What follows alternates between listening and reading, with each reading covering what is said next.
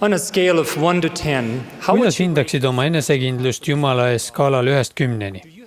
Kas sul on isiklik tunnistus, et sinu praegune ohverdus viimse aja pühana on küllaldane, et pärida igavene elu? Kas võid enesele öelda, et taevasel isal on sinu üle hea meel? Mis mõtted sulle pähe tuleksid, kui sul minuti aja pärast oleks isiklik vestlus päästjaga?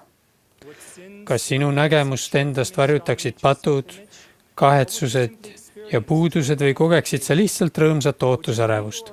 Kas vaataksid talle silma või väldiksid tema pilku? Kas viivitaksid ukse juures või astuksid kindlal sammul tema juurde? Kui vastasel ei õnnestu veenda ebatäiuslikke, kuid edasi püüdvaid pühasid, nagu teie, hülgama oma usku isiklikku ja armastavasse Jumalasse, algatab ta õele kampaania, et lõhed teie ja Jumala vahel võimalikult suureks ajada. Vastane teab, et usk Kristusesse, selline usk, mis kutsub esile ühtlase voolu, õrna halastust ja isegi suuri imesid, käib käsikäes isikliku kindlusega, et püüate valida õiget. Sel põhjusel otsib ta juurdepääsu teie südamele, et teile valesid rääkida. Valesid, et taevane isa on teis pettunud, et lepitus on väljaspool teie käeulatust, et pole mõtet isegi proovida, et kõik teised on paremad kui teie, et ei ole vääriline ja 1000 teist variatsiooni sel samal pahelisel teemal. Senikaua, kui lubate nendel häältel oma hinge närida, ei või te läheneda issanda troonile tõelise enesekindlusega. Mida tahes te teete, ükskõik mille nimel te palvetate, mis tahes lootused imedele teil ka poleks, leidub alati ka küllaldaselt enesekahtlust, mis teie usku õõnestab. Mitte ainult teie usku Jumalasse, vaid ka usku iseendasse. Sel viisil evangeeliumi järgi elamine ei too meile rõõmu ning see ei ole ka tervisele väga kasulik. Enne kõike on see täiesti tarbetu. Otsuse muutuda saate langetada teie ja ainult teie. Sooviksin jagada 6 praktilist soovitust, millele kuuletumine ajab eemale need kurjad hääled ja taastab teile sellise rahu ja kindluse ning vaimse kindlustude, mida võite jäädavalt tunda, kui te seda vaid soovite. Hoolimata sellest, millise hinde te endale sellel 10 palli skaalal andsite, rakendades Jeesuse Kristuse lepitust, võite juba täna hakata suurendama oma vaimset enesekindlust. Kui olete valmis kuulama ja tegutsema, ma kõnelen julgelt lootes ülendada, mitte solvatada. Esiteks, võta vastutus iseenda vaimse heaolu eest. Ära süüdista teisi oma olukorra pärast. Ära õigustega leia vabandusi sellele, miks sa ei püüa täielikult kuulekas olla. Lepi teadmisega, et oled vaba vastavalt lihale ja vaba, et valida vabadust ja igavest elu. Issand teab sinu olukorda täiuslikult, kuid ta teab samuti ka seda, kui oled otsustanud, et ei ela täielikult evangeeliumi järgi. Kui asjalood on nii, siis ole aus ja mööna seda endale ning püüa olla täiuslik enda olukorras. Vaimne kindlustunne suureneb, kui võtate vastutuse enda vaimse heaolu eest, rakendades iga päev Jeesuse Kristuse lepitust.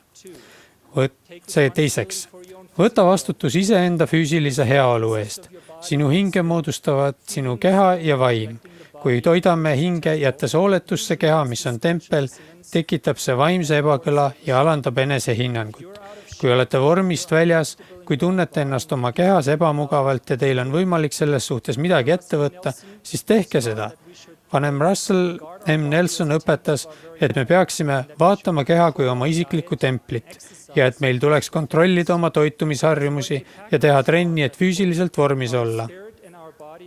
President Boyd K. Packer õpetas, et meie vaime keha on ühendatud sellisel viisil, et meie kehas saab meie meele instrument ja meie karakteri alustala. Seepärast kasutage palun head otsustusvõimet selles, mida ja eriti kui palju te sööte ja pakkuge oma kehale regulaarset treeningut, mida see vajab ja väärib. Kui olete füüsiliselt võimelised, siis võtke täna nõuks olla oma maja peremehed ja tehke algust regulaarse pikaajalise treeningprogrammiga, mis vastab teie võimetele ning liitke sellele tervislikum toitumine. Vaimne kindlustunne suureneb, kui teie vaim päästjaabiga tõepoolest valitseb teie loomuliku inimese üle. Kolmandaks, võtke nõuks elada vabatahtlikult ja kogu hingest kuulekana. Tunnustage endale, et ei saa armastada Jumalat ilma, et armastaksite ka tema käske. Päästja käitumisnorm on selge ja lihtne. Kui te mind armastate, siis pidage minu käsusõnu. Valikuline kuulekus toob endaga valikulisi õnnistusi ja kui valite midagi halba, millegi veel halvema asemel, valite ikkagi valesti. Te ei või vaadata halba filmi ja oodata, et tunnete ennast vooruslikuna, kuna te ei vaadanud midagi veel halvemat. Osadest käskudest kuulekalt kinnipidamine ei õigusta teiste käskude eiramist. Abraham Lincoln ütles õiged sõnad. Kui ma teen head, tunnen ma end hästi. Kui ma teen halba, tunnen ma end halvasti. Samuti tehke õigeid asju õigel põhjusel. Issand, kes nõuab südante teenistusvalmis meelt ja kes on südame meelsuse ja mõtete eristaja, teab, miks te kirikus käite. Kas kohal viibib vaid teie keha või kas te kummardate tõeliselt? Te ei või pühapäeval laulda O Babylon, jää hüvasti sa ja mõni hetk hiljem otsida või lubada selle kaaslust. Pidage meeles, et pealiskaudsus vaimsetes asjades ei too kunagi õnne. Tehke kirikust ja taastatud evangeeliumist kogu oma elu, mitte ainult osa oma välimisest seltskonnaelust. Valida endale täna, keda te tahate teenida, on vaid tühjad sõnad, kuni te ka tegelikult sellele vastavalt elate. Vaimne enesekindlus kasvab, kui te oma puudustele vaatmata tõeliselt püüate, õigetel põhjustel pühitsetud elu elada. 4. Õppige väga hästi, kiiresti ja põhjalikult meelt parandama. Kuna Jeesuse Kristuse lepitus on väga praktiline, peaksime seda kasutama 24 tundi ööpäevas, 7 päeva nädalas, sest see ei lõpe iial otsa. Emmake Jeesuse Kristuse lepitust ja meeleparandust rõõmuga ja kasutage seda igapäevaselt vastavalt suure tohtri käskudele. Saagu meeleparandusest teie jätkuv rõõmsameelne hoiak, teie valitud eluviis. Nii tehes vältige kiusatus seda edasi lükata ja ärge oodake maailmalt kiidusõnu, hoidke oma pilk päästjal, hoolige rohkem sellest, mida tema teist arvab ja laske tagajärgedel sündida. Vaimne enesekindlus suureneb, kui te Jeesuse Kristuse lepitust rakendades vabatahtlikult ja rõõmsameelselt nii väikestest kui suurtest pattudest meelt parandate. 5. Õppige väga hästi andestama. Mina, issand, andestan sellele, kellele ma andestan, aga teilt nõutakse, et te andestaksite kõikidele inimestele. Andestage kõigile, kõik, alati või vähemalt püüdke seda teha ja lubage seega andestus oma ellu. Ärge pidage viha, ärge solvuge kergesti, andestage ja unustage kiiresti, ärge kunagi arvake, et see käsk teie kohta ei käi. Vaimne enesekindlus kasvab, kui te teate, et issand teab, et teil pole halbu tundeid ühegi teise hinge vastu. 6. Leppige tagasilöökide ja üllatustega kui teie sureliku elu osadega.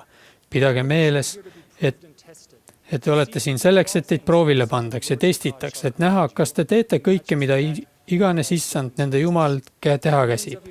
Ja lubage mul lisada, igas olukorras miljoneid teie vendi ja õdesid pannakse sedaviisi proovile.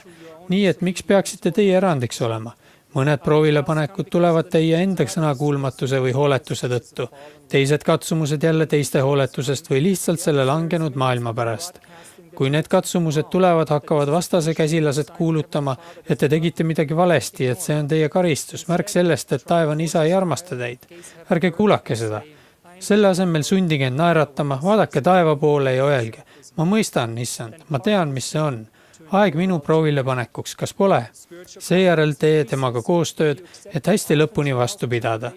Vaimne enesekindlus suureneb, kui sa lepid sellega, et tihti lubatakse sinu ellu katsumusi ja kannatusi sellepärast, mida sa õigesti teed. Ukraina Kiievi missionit juhtides küsisin ma kord oma kõige ustavamalt õelt. Miks ta enda vastu alati nii karm oli? Miks ta enda peal alati kõige tühisemate asjade pärast pahandas? Tema vastus oli klassikaline näide inimesest, kes kuulab valesid hääli. Ta vastas, vähemasti ei tee seda keegi teine. Vennad jõed, minu nõuanne teile on sama kui sellele missionäri õele. Tunnistage oma nõrkusi ja seiske nendega silmitsi, kuid ärge laske neile ennast halvata, kui nad mõnest neist on teie kaaslased, kuni te sellest elust lahkute. Olgu teie hetke staatus milline tahes, kohe kui te valite vabatahtlikult ausa, rõõmsameelse igapäevase meeleparanduse, püüdes teha parimat ja olla parim, ümbritseb teid päästja lepitus ja jääb teiega, kuhu te ka ei läheks. Sel viisil elades saate te tõepoolest alati oma patud andeks. Iga päeva, igal tunnil, iga minuti, igas sekundis ja te saate sedamoodi täiesti puhtaks ja alati Jumala ees vastuvõetavaks. Kui te soovite, on teil võimalus teada enda jaoks täna või peatselt, et hoolimata teie puudustest olete te Jumalale meelepärased. Ma tunnistan armastavast päästjast, kes ootab, et me elaksime käskude järgi. Ma tunnistan armastavast päästjast, kes soovib väga näidata oma armu ja halastust.